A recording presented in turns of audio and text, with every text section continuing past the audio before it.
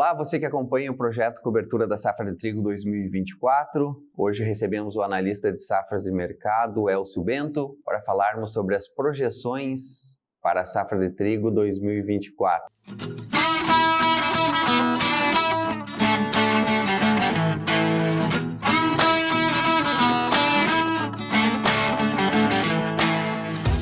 Patrocínio Soluções BASF Trigo. Produtividade e rentabilidade para a sua lavoura.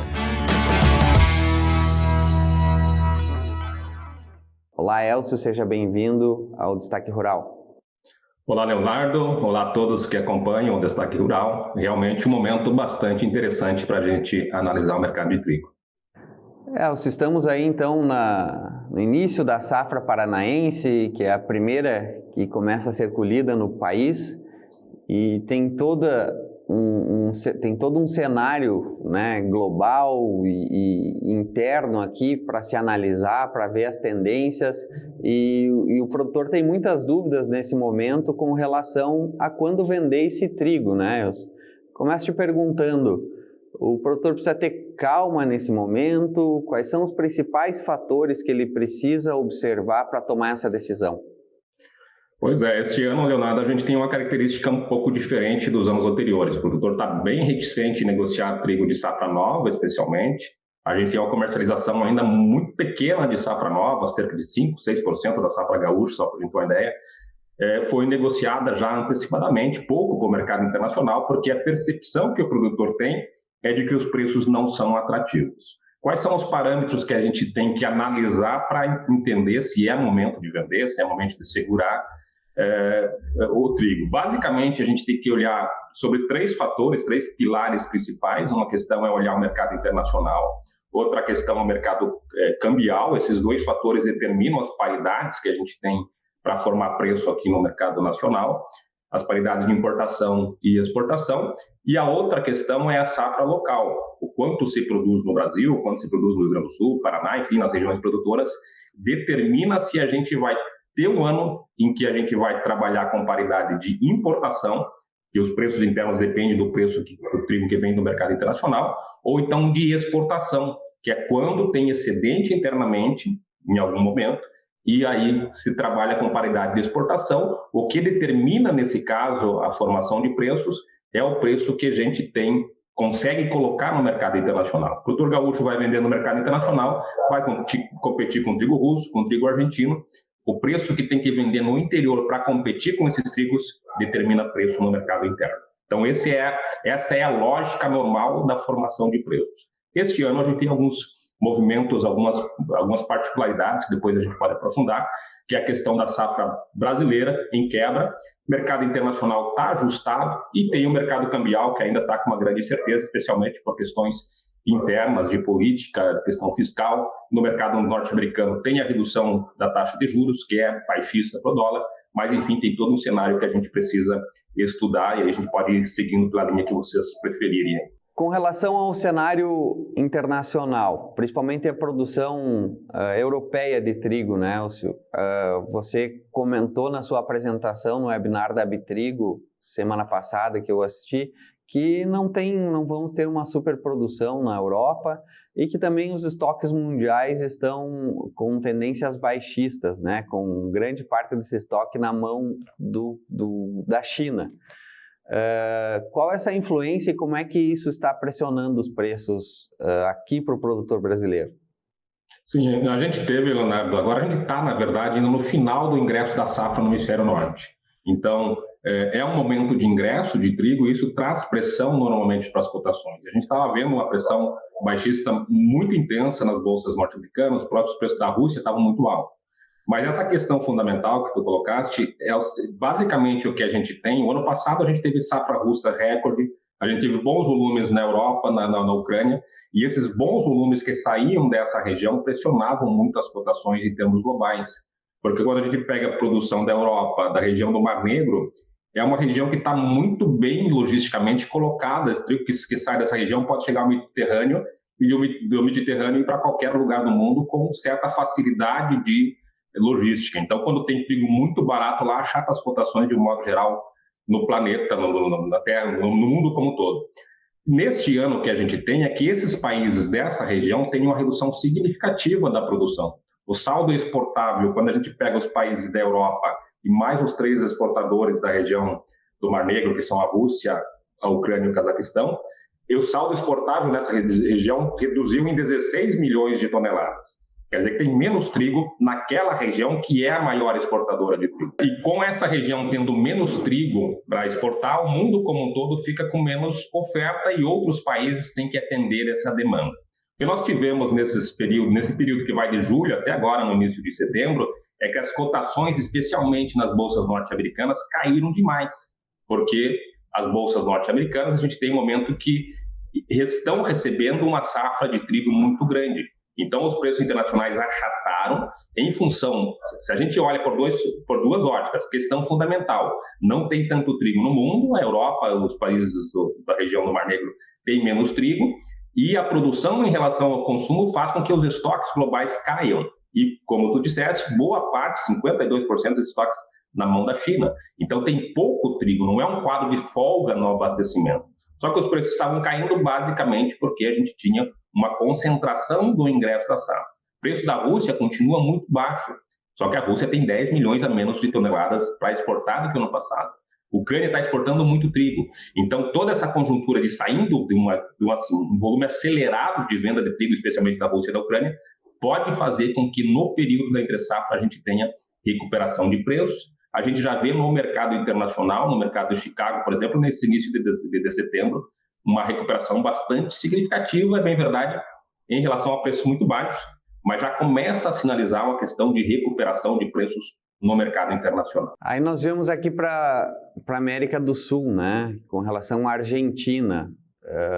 A safra não está se comportando como as projeções indicavam, né, Elcio? Pois é, o que nós tivemos na Argentina foi um início muito bom, uma condições de lavouras, de umidade, de clima, perfeito no início do plantio argentino. E isso é uma novidade em relação aos 2 últimos anos, que tinham duas secas, né, que levaram boa parte da produção. Há 2 anos, só para a gente ter uma ideia, a produção estimada na Argentina era de 22 milhões de toneladas e se produziu apenas 11,7. A safra passada, essa que a gente está comercializando e vai comercializar até novembro, era uma safra que era para ser de 18, 19 milhões e foi colhido 14. Na safra atual, depois de começar essa condição muito boa de lavoura, as condições pioraram muito. Nós tivemos até o mês de agosto, uma queda, até a primeira quinzena de agosto, principalmente, uma queda muito acentuada do nível de chuva, a escassez hídrica pegando, e as condições de lavouras que iniciaram em condições boas, mais de 50%, já estavam em torno de 30% do potencial argentino. E o que a gente pode falar, Leonardo, em relação à Argentina? Ainda está indefinido, tem toda uma situação ainda de consolidação da safra. E a gente pode, sim, consolidar uma produção entre 18 e 19 milhões de toneladas, com condições hídricas melhorando. Teve uma melhora já nessas 2 últimas semanas, choveu um pouco mais na Argentina, deu uma melhorada nas condições, mas ainda é uma safra indefinida. Se for uma safra que fecha em 18 milhões de toneladas, como são as perspectivas iniciais, tem bom volume de trigo para nós aqui no Brasil. E é importante que a gente fique atento a isso, Leonardo, sobretudo porque a gente já tem uma situação de compra do Brasil, que a gente tem aqui no Brasil uma cota liberada para trazer trigo de fora do Mercosul, de 750 mil toneladas. Essa cota já foi vencida. Nós não temos mais limites para trazer trigo de fora do Mercosul com isenção de TEC. Existe uma possibilidade, um pedido da indústria de colocar uma cota adicional, mas com a safra brasileira entrando, possivelmente a gente não terá esse ingresso, enfim, essa cota adicional, e aí nós ficamos dependentes assim desse trigo argentino e trigo dentro do Mercosul, o que vem de fora vai ser encarecido por uma TEC. Então esse é mais um ponto de atenção que a gente tem para a formação de preços aqui no Brasil. Só uma observação, Elcio, com relação a por que essa cota já foi atingida? Por que a necessidade do moinho já ter feito essa importação? Bom, eu acho que a gente pode colocar alguns fatores. Primeiro, a nossa safra gaúcha, nós que somos normalmente exportadores de trigo aqui no Rio Grande do Sul, este ano compramos muito trigo. Então, a compra gaúcha, especialmente, claro, no caso aqui da Argentina, mas trouxe mais trigo para o Brasil. E o trigo que vem de fora, especialmente o trigo norte-americano, que estava muito barato, e o trigo russo, ainda mais barato, levaram os moinhos a anteciparem, porque se sabe que a gente tem uma cota total de 750 mil toneladas e, basicamente, quem chegar primeiro compra esse trigo. Então, muitos moinhos anteciparam até compras que vinham dos Estados Unidos, preços muito baixos, Rússia, preço muito baixo, e assim, de janeiro até agosto, os moinhos compraram todo esse trigo. Vem muito trigo da Rússia, trigo dos Estados Unidos, trigo do Canadá, e esse volume de trigo comprado no primeiro, um pouco mais, né, no primeiro semestre, até agosto, que veio para o Brasil, aumentou muito, 60% o volume de importação em relação ao ano passado, e boa parte vindo desses preços fortes lá de fora. Chegou agora em agosto, a gente não tem mais limite, por isso que a cota de 750 mil toneladas foi toda ocupada, toda utilizada, e em tese, pela política, somente a partir de janeiro a gente tem mais um volume para o próximo ano de 750 mil toneladas. Você comentou já a respeito da safra europeia, da safra aqui da Argentina, não chegamos no Brasil ainda, mas eu gostaria que você comentasse um pouco sobre a safra da América do Norte, como é que está lá. Eu vi você falar a respeito da safra americana, que é uma safra muito boa, né? Sim, a safra nos Estados Unidos é a melhor safra desde 2022. É uma área pequena. Os Estados Unidos, por exemplo, se a gente retornar lá para a segunda metade da década de 80, os Estados Unidos correspondia ou era responsável por 50% das exportações globais. Hoje esse percentual é em torno de 7%, 8%. O total de área que a gente perdeu nos Estados Unidos é muito grande. A gente já teve área de trigo maior do que soja e de milho. Aí nos anos 2000 a soja ganhou muito espaço de trigo e a partir de 2008, quando se produziu muitas usinas de etanol de milho nos Estados Unidos, a gente teve também o milho roubando área de trigo e o trigo teve uma área assim que é menor em um século, basicamente. Desde quando o USDA tem números de área nos Estados Unidos, a gente tem uma das menores áreas, perdendo muito espaço para as lavouras de verão. Esse é o ponto. Mas a safra, especificamente, essa safra que foi colhida agora a partir do último mês de julho, está encerrando agora, já avançando a colheita do trigo de primavera, foi uma safra muito boa, uma safra de qualidade muito boa e com um volume significativo, que gera mais oferta de trigo para exportar. O mesmo acontece com o Canadá. O Canadá é o maior exportador de trigo da América. Então, também teve uma área de produção, uma condição de safra muito boa, depois dois anos complicados. Este ano, a safra canadense, ela é quase que, em termos de espaço de terra, ela quase que é uma sequência das áreas que produzem trigo de primavera nos Estados Unidos. Se o trigo de primavera nos Estados Unidos foi bom, o trigo canadense também foi bom. Então, os países do hemisfério norte, como um todo, têm uma safra boa e, em boa parte, essa retração forte que a gente teve das cotações e essa boa presença de trigo norte-americano e canadense nos moinhos brasileiros, trigo que vem de lá de boa qualidade, de alta qualidade, deve-se a essa safra boa e aos preços competitivos que a gente teve nesses países nos últimos meses. Voltando aqui para o Brasil, então, Elcio, iniciamos a safra paranaense, uma safra que iniciou com muita dificuldade, e aí tivemos geada agora há 2 semanas atrás, e semana passada minha colega Bruna conversou com um representante do DERAL que projeta já uma perda nesse momento de 20% aproximadamente, 17%, 20% da safra paranaense. Como vocês estão analisando isso? Bom, a gente tem mais um ano muito desafiador em termos climáticos. É bom que a gente lembre que a gente vem já de 3 safras complicadas no Brasil. Há 2 safras a gente teve um excesso de chuva muito grande na região do Paraná. A safra paranaense foi totalmente comprometida. Quer dizer, totalmente é exagero, mas grande parte do trigo de boa qualidade foi prejudicada por excesso de chuva. O ano passado a gente teve a situação que a gente viu aqui no Rio Grande do Sul, no Paraná, no Rio Grande do Sul, Santa Catarina, nos Campos Gerais paranaenses, muita chuva. E este ano a gente começou diferente. A gente começou primeiro, a gente pode fazer um recorte, dividir em 3 partes. Hein? A gente começou com uma seca muito forte, isso a gente pode pegar a região mais norte do Paraná e todos os estados que produzem acima do Paraná, mais ao norte do Paraná, a gente coloca em Mato Grosso do Sul, São Paulo, Minas Gerais, Goiás e Oeste Baiano, todos esses estados sofreram com seca. Essa seca e a competição que a gente teve com outras culturas, especialmente o milho safrinha, fez com que a área reduzisse. Então já tem uma redução de área. No caso do Paraná, que é o maior moageiro de trigo no Brasil, são quase 4 milhões de toneladas processadas pelos moinhos paranaenses. No caso do Paraná, a gente tem a questão da seca, tem a questão forte de seca, né? Tem a redução de área também pela compensação como safrinha. Isso já seria para a redução da produção, do potencial de produção em relação ao passado. Porém, a gente teve 2 episódios de geadas agora no mês de agosto. Com isso, os nossos números iniciais, que eram de 3,8 milhões de toneladas, hoje o potencial estimado, e ainda é bom que se fale que é preciso um pouco mais, esperar um pouco mais para ver essa situação, mas as projeções iniciais apontam que esses 3,8 devem cair para algo em torno de 2,5, 2,6, ou até menos que isso, milhões de toneladas. Então, a conta básica que você faz, já antecipando, isso vai impactar a questão da formação de preços. A conta básica base do Paraná é consome-se, os moinhos consomem 3,8 milhões de toneladas e o Estado vai produzir 2,4, 2,5, 2,6, um déficit muito grande. E aí nós vamos para a terceira fase, terceira faixa, né, terceiro comportamento que a gente pode ver dentro da produção brasileira, que é a questão do Rio Grande do Sul e de Santa Catarina. Começamos mal, começamos com um plantio que foi um pouco atrasado, porque a gente estava saindo daquela situação trágica aqui das enchentes que a gente teve no Rio Grande do Sul, então os solos estavam deteriorados, a gente tinha muita umidade, então teve um atraso nesse plantio e tivemos dificuldades de conseguir sementes. Aqui, isso pode valer para o Rio Grande do Sul e também muito parecido em Santa Catarina. Então as áreas caíram nesses 2 estados.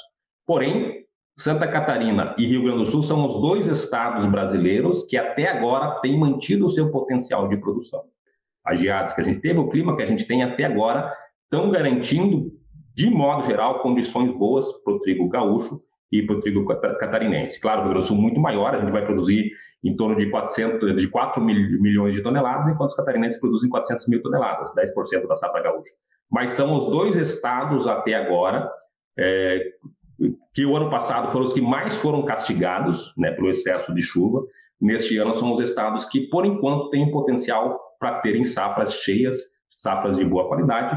O que resta daqui até o final da colheita é a gente torcer para que esse clima continue ajudando, porque nós temos um bom potencial para a produção, especialmente no Rio Grande do Sul. Olhando para esses cenários que nós trouxemos até agora, que nós falamos até agora, e qual outro fator que influencia no preço, né? Chicago é dólar, como é que a gente pode ver esse cenário mais voltado para a economia e política do Brasil? Sim, então voltando para aquele tripé, mercado internacional a gente viu, um mercado que não tem tanto trigo assim, então ao longo da entre-safra do Hemisfério Norte a tendência é de recuperação de preços, a gente tem essa possibilidade, essa primeiro fator, primeiro pilar dessa formação de preços é a questão mesmo do mercado internacional. Questão cambial, é difícil a gente entrar, né, porque a gente entrar com mais detalhes, porque são muitos parâmetros. Se a gente coloca assim as variáveis fundamentais básicas, chaves que a gente tem a questão interna, né, tem que olhar a questão interna e a questão internacional. Internamente, a gente tem uma situação, principalmente em relação à política fiscal, muito complicada, o endividamento brasileiro muito forte. Isso traz muita incerteza, tem toda a situação política de confusões em relação ao FIS e ao governo brasileiro, tudo isso traz instabilidade e incerteza. Isso é para alta, afasta a capital. Por outro lado, no mercado internacional, os juros norte-americanos vão começar a cair. Aí diminui o spread, aumenta o spread, na verdade, entre juros brasileiros e juros norte-americanos, que pode trazer capitais internacionais para o Brasil, aproveitando-se da taxa alta. Então, isso seria um fator baixista para o câmbio. Então, é difícil a gente pensar em termos cambiais, me parece que a gente está aí para consolidar uns patamares de câmbio próximo aí aos 5,50, mas é uma percepção, claro que a gente pode saber. As variáveis são muito voláteis nessa questão cambial. Desculpa te interromper, mas teve o anúncio do resultado do PIB do segundo trimestre brasileiro que superou todas as expectativas do mercado, ia a 1,4% mais ou menos. Esse fator pode ter, de alguma forma, uma pressão no dólar ou até nesse investimento que você falou aí? Se a gente pensa em termos de loja econômica, se nós tivermos um aumento, ou temos, né, um PIB crescendo mais do que o esperado, isso, em tese, traz mais demanda e, teoricamente, essa demanda pode levar a um processo inflacionário que obrigaria o governo central a elevar ou manter essa tendência de elevação das taxas de juros. Então, esse seria o primeiro ponto de reflexo sobre a formação, sobre a questão da inflação e do dólar.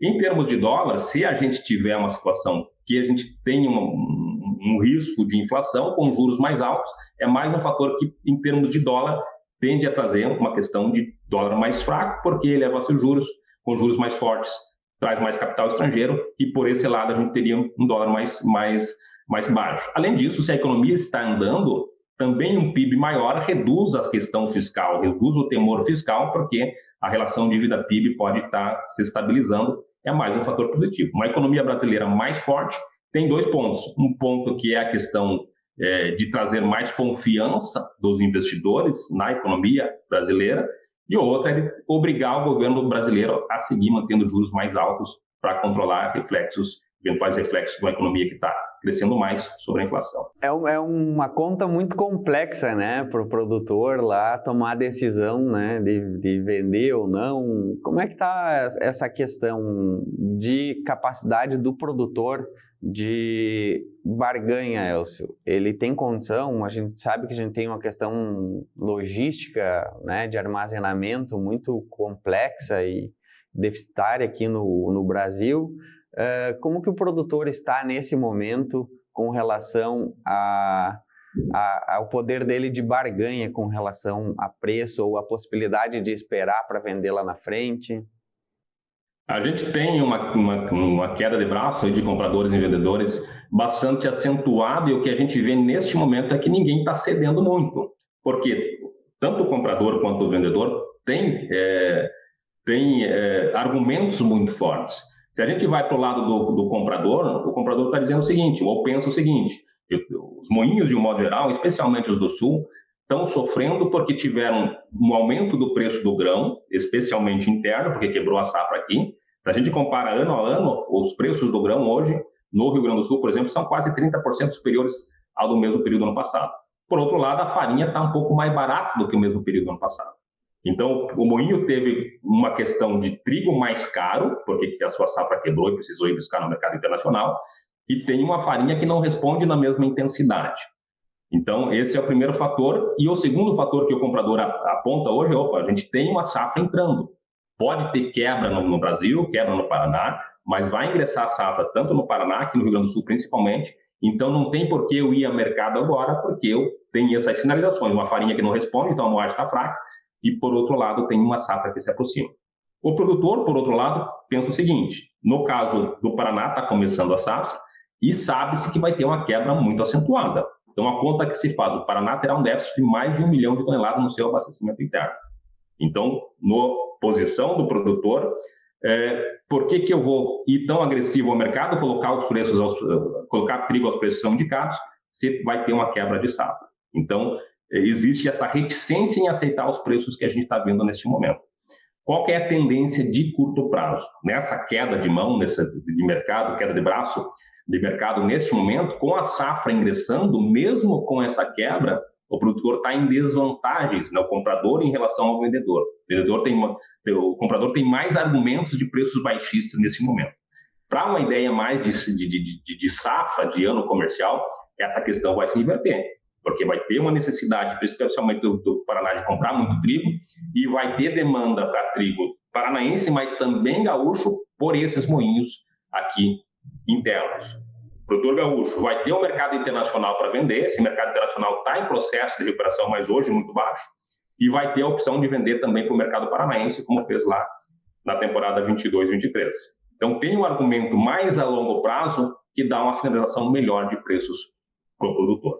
Então, é arriscado sempre, a gente sempre fala isso, o produtor é preciso escalonar preços, porque olhar para esse cenário e só por ele esperar lá na entre-safra preços melhores é arriscado, porque não é só questão interna. Pode ter mercado internacional, pode ter câmbio que vem para baixo. Então, nunca é bom você guardar tudo. Escalonar venda é sempre o melhor. Mas se a gente pensar nesse escalonamento, me parece que a gente vai ter um ano de entre-safra com preços mais atrativos. Porque no período da colheita, os preços vêm para a paridade de exportação. O Rio Grande do Sul vai estar sobrando trigo em relação aos moinhos. Preciso. Mas lá na entre-safra ele pode mudar, tende a mudar para a paridade de importação. Só lembrando no momento de safra, sobra trigo internamente, no caso do Rio Grande do Sul, precisa vender ou lá para fora, competindo com Rússia, com Argentina, ou lá para o Paraná. E o paranaense vai olhar exatamente, fazer as contas de ICMS, de frete, para ver a que preço vai pagar. Quando começa na entre-safra, dependendo da quantidade de trigo que seja escoado nesse período, começa a ficar apertado também a situação gaúcha, e aí começa a fazer mais sentido a paridade de importação. O preço que vem lá de fora, o produtor vai olhar e vai dizer, pô, o moinho está comprando hoje trigo argentino que chega a tal preço aqui. Eu posso vender o meu trigo aqui para chegar num patamar parecido com esse argentino, e aí os preços tendem a subir. Se a gente pensar só por isso, parece-me que é um momento de que os preços estão achatados e a melhor questão em termos de preços, em termos de retorno para preço, será durante a entre-safra, pelo menos olhando pela lógica interna de abastecimento. E com relação à qualidade do trigo a ser colhido aqui no Rio Grande do Sul e também no Paraná, isso vai ter uma pressão no preço na entre-safra? Certamente, os moinhos compram qualidade, né? E a gente vem aqui no Rio Grande do Sul, ano passado, mais de 80% do trigo era de baixa qualidade. Até hoje a gente tem compra de trigo aí com pH muito baixo. Então esse ponto de qualidade é fundamental, a gente ter bons volumes quer dizer, bons trigos, bons grãos com boa qualidade é fundamental para a formação de preços. Especialmente porque o Paraná, que é o grande comprador interno, vai ser o grande comprador do Brasil, o estado que mais deve comprar do Rio Grande do Sul, é um estado que sofreu muito. Aquela questão de seca, de falta de chuva, trouxe um trigo que cresceu de forma desparelha, amadureceu de forma desparelha, tem trigos de baixa qualidade. A questão da geada é muito mais quebra total, ali não vai ter trigo de baixa qualidade, porque quebrou não vai ser utilizado para nada, né? Então, existe, claro, durante toda essa safra paranaense, vai ter trigo de boa qualidade, claro, mas existe um prejuízo, especialmente desses trigos que sofreram com a seca. Então, qualidade é fundamental. Se a gente tiver uma safra com boa qualidade, vai ter demanda no mercado internacional. O nosso trigo já é conhecido no mercado internacional e vai ter uma demanda interna para preços, enfim, para moinhos e que vai garantir bons preços. O ano passado, o spread de preço do Rio Grande do Sul e Paraná cresceu bastante, porque a gente tinha um trigo paranaense que teve trigo colhido antes das chuvas, um trigo de relativa boa qualidade, e um trigo gaúcho de baixa qualidade, poucos trigos de boa qualidade. Este ano a gente vai ter uma situação inversa, claro, sempre pensando que o clima ainda vai ter que, enfim, confirmar essa expectativa que a gente tem, mas a gente tem uma boa situação, uma boa condição de a gente ter um trigo gaúcho de boa qualidade e com demanda tanto no mercado internacional quanto no mercado paranaense e, claro, dos moinhos aqui que a gente tem internamente também. Então, a expectativa é que Santa Catarina e Rio Grande do Sul ainda tem possibilidade de ter um potencial de produção cheia com trigo de boa qualidade. Elcio, agradeço muito a tua participação aqui no Destaque Rural e as cartas estão dadas, né? Aí os agentes de mercado precisam observar e ter muita cautela nesse momento e avaliar, né? Principalmente como é que a safra vai se comportar, principalmente aqui no Rio Grande do Sul e no Paraná também temos bastante trigo a ser colhido lá ainda. Né? Mas o momento é de cautela e de estratégia, como você falou, né? Tanto o comprador como o vendedor precisa ter estratégia nesse momento, principalmente o produtor, que é o que a gente mais conversa aqui, precisa ter estratégia na hora de comercializar esse trigo, né?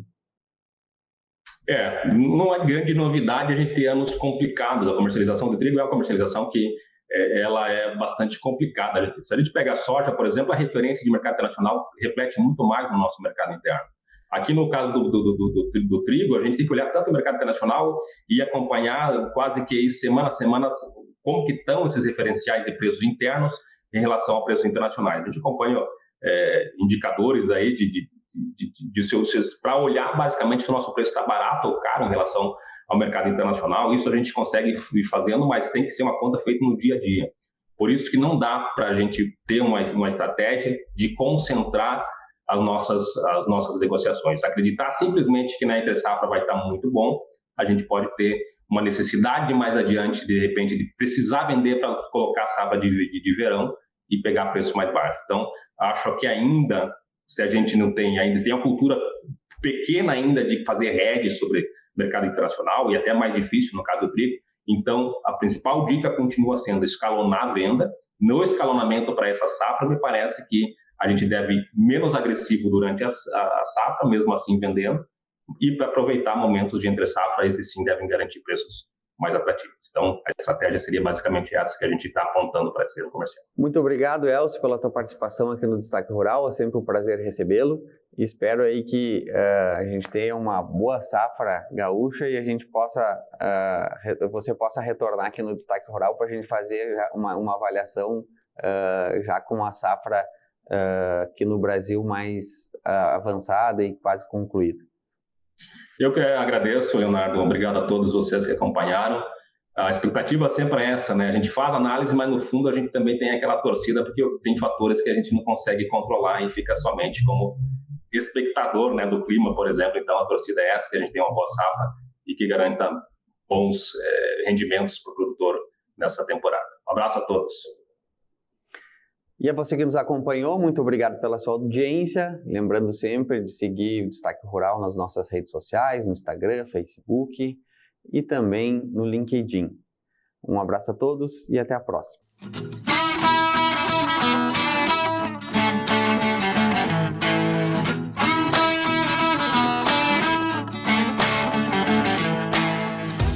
Patrocínio Soluções BASF Trigo. Produtividade e rentabilidade para a sua lavoura.